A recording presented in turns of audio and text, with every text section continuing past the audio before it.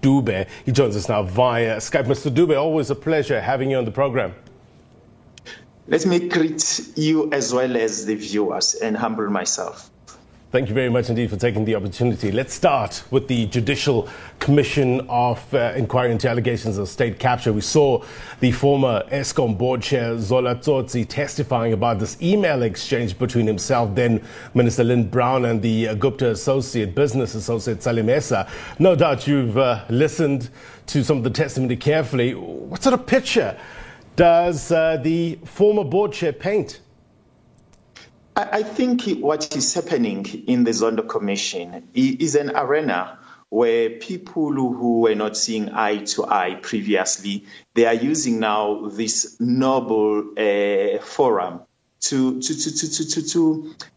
discredit each other. Because, you know, for someone to lie under oath and to admit that he lied, I think is a serious indictment to the whole Zondo Commission. And we always ask ourselves as the citizen, if that Zondo Commission really is there to mine the truth, or is it there to further the differences of those who were at each other's throat previously? Because to be quite honest, for a man of his age to flip-flop in that manner, it was quite embarrassing. This issue with regards to former President Jacob Zuma and the Commission Chair Raymond Zondo, I want to just talk a bit about that for now. If we set aside the legal matters, in terms of Mr. Zuma's apprehension in appearing before the Deputy Chief Justice, does it make a convincing political argument, do you think? Look, we have to accept, you know, because if you look at all the analysis regarding the Zondo Commission, it was a political plot designed by those who were trying to fight a particular faction in the ANC.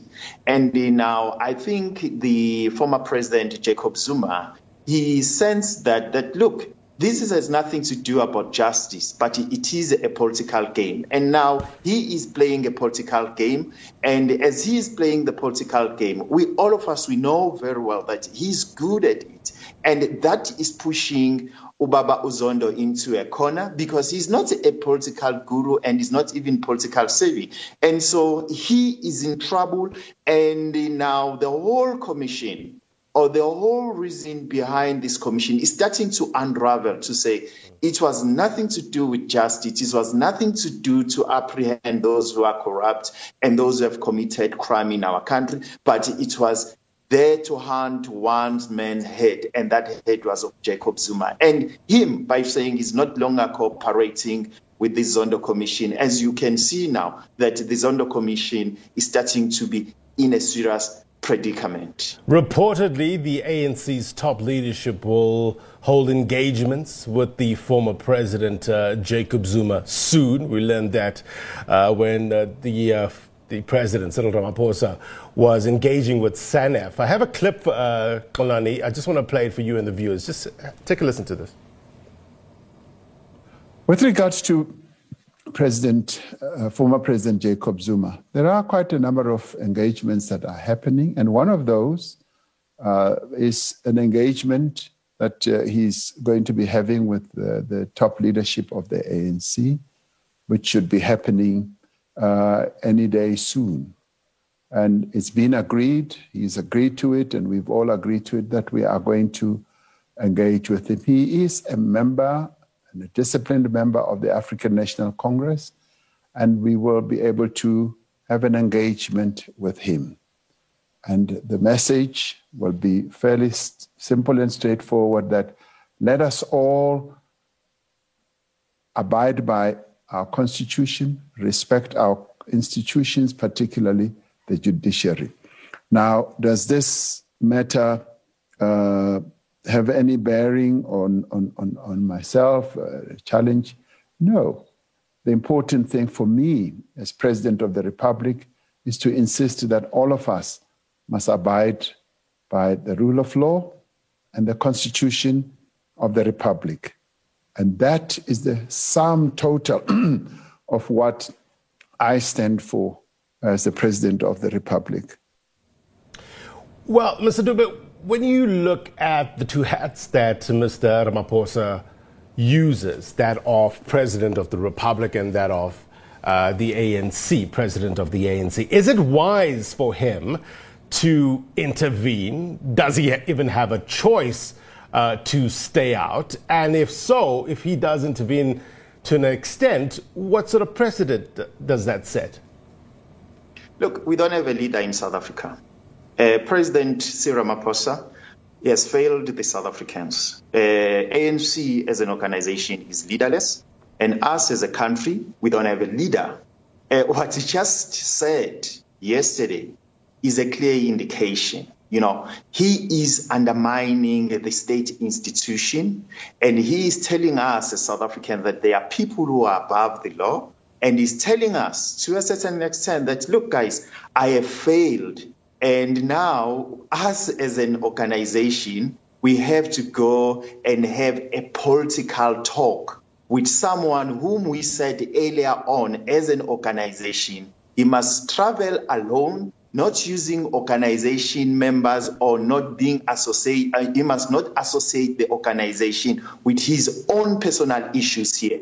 But now, it's such an irony that the same organization that has been telling South Africans that, look, anyone who is found to be wanting in relation to the law or who is supposed to prove himself to be innocent, he must not drag the organization into his personal or her personal issues. But now, the same president of the ANC, who's also the same president of the country, they are willing to go to Nkandla and meet someone who is part of their NEC to discuss the personal issues that are related to the law. I think Cyril Ramaphosa has failed South Africans and has shown us that, look, guys, here in South Africa, there are people who are above the law, or possible.